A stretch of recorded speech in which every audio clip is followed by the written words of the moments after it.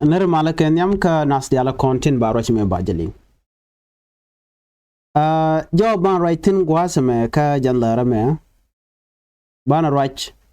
Kariktin kon tina kane kon kuro tuogo doro shalka me iya panal gwada dana liu ne kontin kachi kwa nueri shika right. Tel malar kene kachi karit. Alo kur shaja lojo nere kone nyeny kume kirma yadit kene kume dakring machar jen gwada dana men chalatin deno bagwin jeno liu nueri. Let me tell you something here. Chana tengai ko nene. Alana miliu dorun ka biya chak biya jalat. Ke biya kaj biya jalat no hotel nere anak. Namo jaga jiko jin che jin human. Wanda tengwan mi tegering mi chitwok doran ko nuere. Tega nuer la jawiya denied no hotel ring mi chitwok.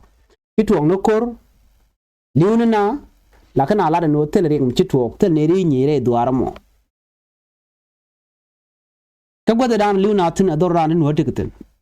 Mi ala no nakana chitkeme nakana ke helicopter kan woliang wurtin mantama la nuer jenwe tel mi chitwok alo changa do la kana tay nuer tay kan liadien.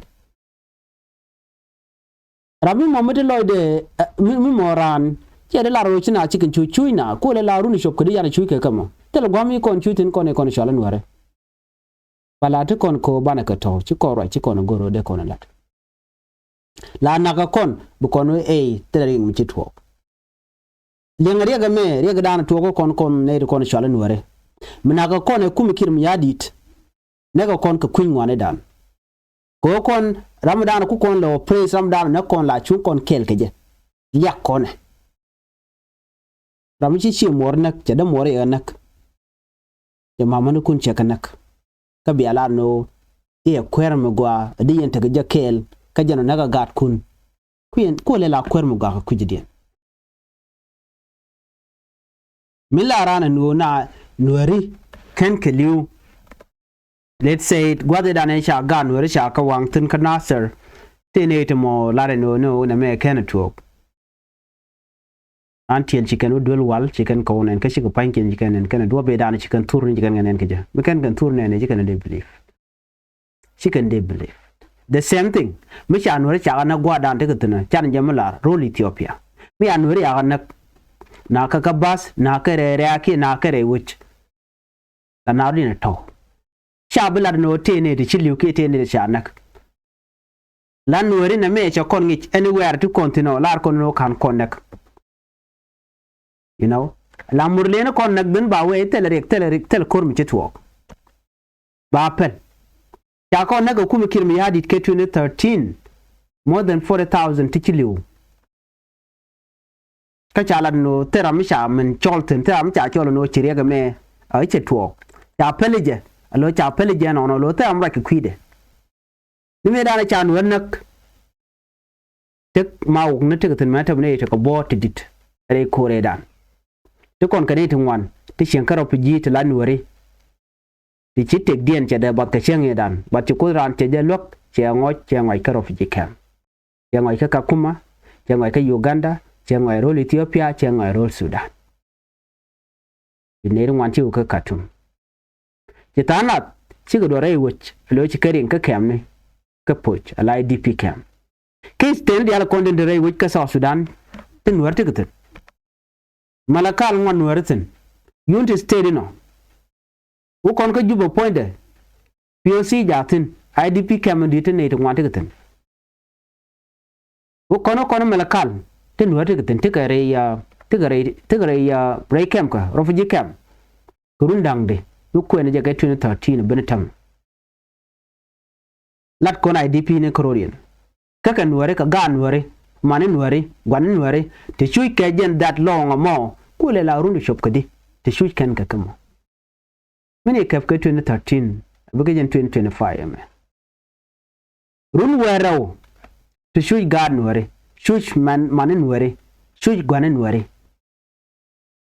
right now che jojo nu chi nuere ngwa ken kuch chi wona ko bu rien dak Bukan jang edan naka me ju kare wich ka juba me naka kai steni ken dial ikala rodi la loja lo ku kala sapone je shun kan kel ka jang so chira ande chon kel ka doro ande chon kel je but these are critical time ka kon la dor mu te daglane mi chite ka unity ka tala mal ka charo da nok la cherken la moy keren gwal buga dolt boray na kan wore amro da je ke je de be jeno nuaramo gwantera an bo ka jen gwantera namo bine mat bine kula nyuak alo la cheran do le cheter wiran tel jenget cheran cheran che nuar ka jin mi jin wala cher ka kuine nako ke woni ko ta mute ka liam ji to ka nuar mi ana yanak nobody care la woni can they mind their own business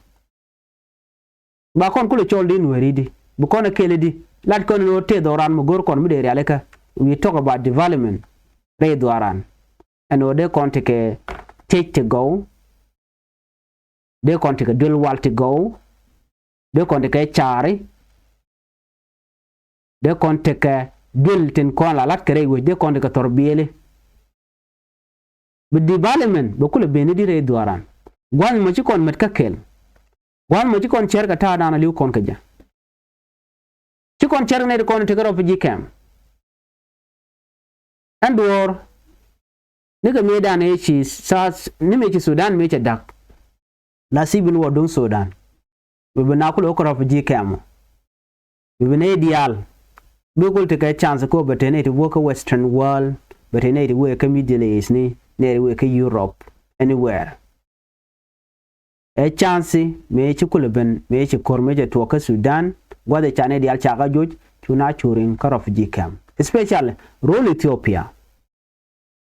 Canadian contingering ka Kenya mutegi ke Nairobi ke tie Kenya bo ko refugee camp ko jen chetet ti kondi algien ti na ko refugee camp but right now refugee camp ti roten o don ti na o te ka chance na la chubrar na woni ka western world the western world ti na lo dap tente ko ne ka God to one but can con one thing can forget man kan kon forget jene ter kon nyir kon tin kam no kon ngode tin nyir rote kata komishana ka parwech mejen kanare duaran doran kon wore abran be jen bo we dodien dire chara no mi cho we dodien ke chokro jikem angum nonga gwasame o jin chaje joy dor me titan ko le be kan tigdu but jin me kan tigdu ke be le janglo ka mi cho de lot rami jia ku sapone mi jia ku sapone gwai te de ne gude ga nak den bakula gwadi jenere shushkale lo kreni chododian bakula gwane karan gwawo jina mi ci jere shushka gudure re widodiana bu char kata ye jen ga jugwasme ibu ngang ko ro ibu ngang rol den bi char ko ngum balat mi akon wujude kin mi yadit ke 2013 riuna ci wote ko refugee camp ke 12 years kun waro muchar yana mu yen wore darana chere lo gwiro do no ramugwa mukural logo ramura ko no wade ga takamat logo je nyere ja wane di ala ka jekel cha advice mu de community de nang niam cha je gor yang motor na mi cirande we keke je ba men tudu lo bijin chwaram jeng gwasmo kan wer bana kulo ni amde mu gwanteran is reluctant